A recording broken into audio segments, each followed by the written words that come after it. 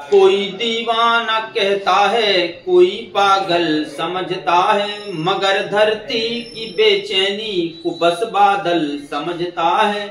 तू मुझसे दूर कैसी है, मैं तुझसे दूर कैसा हूँ, ये तेरा दिल समझता है या मेरा दिल समझता है।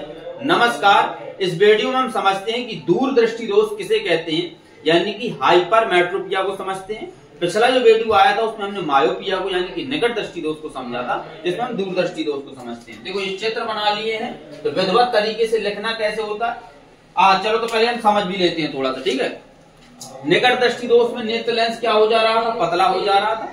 दूरदृष्टि दोष में नेत्र लेंस क्या हो जाता है, मोटा हो जाता है। नेत्र लेंस जब मोटा हो जाएगा तो सीधी सी बात है, नेत्र लेंस और रेटिना की जो बीच की दूरी है वो कैसी हो जाएगी, हट जाएगी।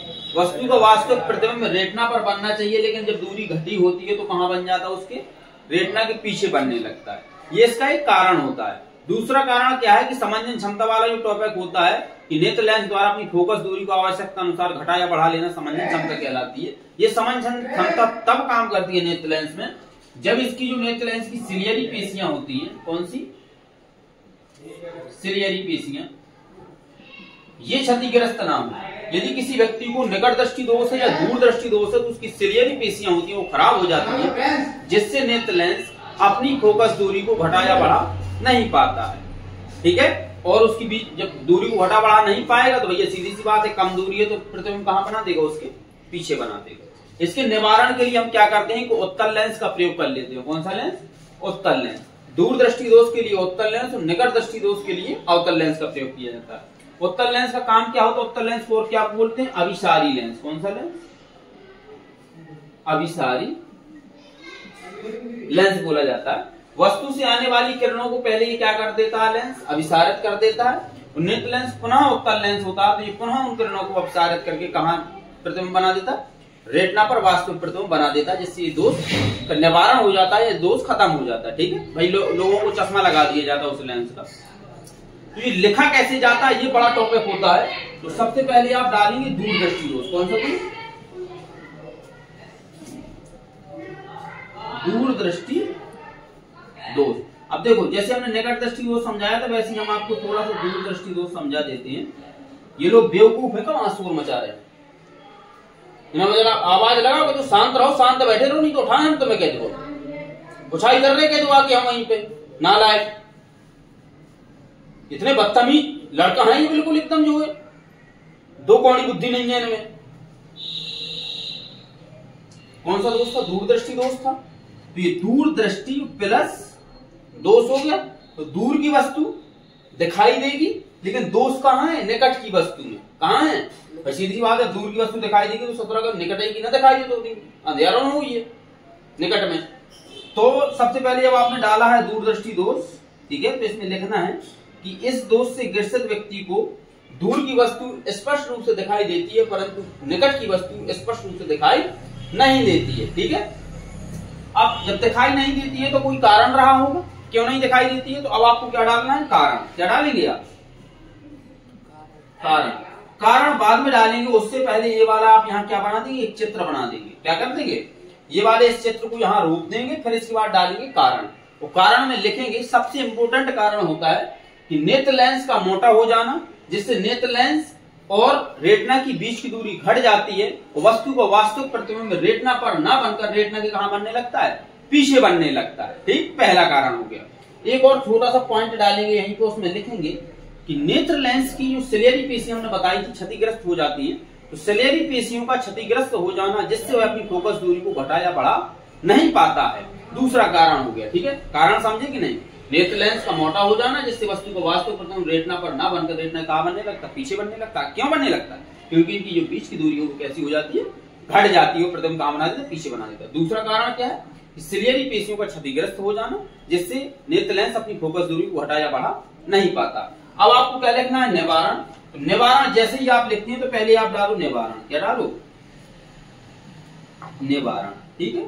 जैसे अगला टॉपिक आपका निवारण आएगा, तो निवारण में आप क्या लिखेंगे, इस दोष का निवारण उत्तल लेंस की सहायता से किया जाता है, जिससे वस्तु का वास्तविक प्रतिबिंब रेटिना पर बनने लगता है। इतना लिख दिया, इस दोष का निवारण इस दोष का निवारण उत्तल लेंस की सहायता से किया जाता है, जिससे वस्तु का वास्तविक प्रतिबिंब रेटिना पर बनने लगता है। आगे पीछे नहीं, डायरेक्ट कहां बनता है? रेटिना की पीध बिंदु पे। कहां बनता है? पीध बिंदु पे, यानी कि रेटिना पर बनने लगता है। निवारण डाल, अब ये वाला जो क्षेत्र है आप निवारण के नीचे रोक देंगे, फिर इसके बाद आप हेडिंग डालेंगे व्याख्या। क्या डालेंगे?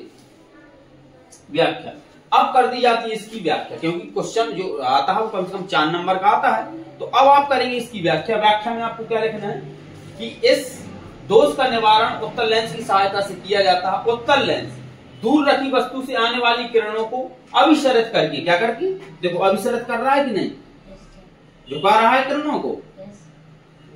तो उत्तल लेंस दूर रखी वस्तु से आने वाली किरणों को अभिसरित करके नेत्र लेंस तक पहुंचाता है।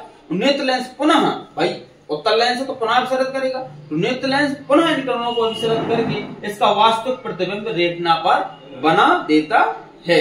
ये हो गया आपका दूरदृष्टि दोष। सबसे बस समझ तो लीजिए, निकट दृष्टि दोष में निकट की वस्तु दिखाई नहीं, सॉरी निकट दृष्टि दोष में निकट की वस्तु दिखाई देती है लेकिन दूर की वस्तु दिखाई नहीं देती है। दूरदृष्टि दोष में दूर की वस्तु दिखाई देती है लेकिन निकट की वस्तु दिखाई नहीं देती है। निकट दृष्टि दोष में अवतल लेंस और दूरदृष्टि दोष में उत्तल लेंस का प्रयोग किया, इसको आप स्पष्ट रूप से याद रखिए। और बस थोड़ा सा आपको कारण देखना है, तो निकट दृष्टि दोष होता है उसका प्रतिबिंब रेटिना के आगे बन जाता है, और दूरदृष्टि दोष में रेटिना के कहां बनने लगता है? पीछे बनने लगता है। एक जो आपका कारण रहेगा सिलियरी पेशियों का क्षतिग्रस्त हो जाने से फोकस दूरी घटा बढ़ा नहीं पाता, दोनों में सेम कारण रहता है। बस एक में आपको नेत्र लेंस को पतला कर देना है, यानी कि निकट दृष्टि दोष में आप नेत्र लेंस को पतला कर दें, जिससे नेत्र लेंस और रेटिना के बीच की दूरी क्या हो जाएगी? बढ़ जाएगी। वस्तु का वास्तविक प्रतिबिंब रेटिना पर ना बनकर रेटिना के आगे बन जाएगा। तो आपका जब दूरदृष्टि दोष आता है तो आप नेत्र लेंस को मोटा कर सकते हैं। जब नेत्र लेंस मोटा हो जाता है तो सीधी सी बात है कि नेत्र लेंस और रेटिना के बीच की दूरी घट जाती है, जिससे वस्तु का वास्तविक प्रतिबिंब रेटिना पर ना बनकर रेटिना के कहां बनने लगता है? पीछे बनने लगता है। एक कारण सेम हो गया, दूसरा कारण दोनों में सेम थे, सिलियरी पेशियों का क्षतिग्रस्त हो जाना। अब इसके बाद आपको निवारण डालना था। तो निकट दृष्टि दोष का निवारण क्या था? भाई निकट दृष्टि दोष के निवारण के लिए आप अवतल लेंस का प्रयोग करते थे, जिससे वस्तु को वास्तविक प्रतिबिंब कहां बना देता था? वो रेटिना पर। थोड़ा जल्दी जल्दी इसलिए बोलते हो, आपकी दिमाग थोड़ा जल्दी जल्दी चले, ठीक है। अब इसका निवारण का क्या है कि दूरदृष्टि दोष का निवारण उत्तल लेंस की सहायता से किया जाता है, जिससे वस्तु को वास्तविक प्रतिबिंब रेटिना पर बनने लगता है। अब आपने चित्र बना दिया ये वाला, अब आपको कर देनी है इसकी व्याख्या। तो व्याख्या कर देंगे, बस सीधी सी बात है कि दूर से वस्तु की आने वाली किरणों को पहले अपसरित करता है, नेत्र लेंस पुनः उनको अपसरित करके रेटिना पर वास्तविक प्रतिबिंब बना देता है।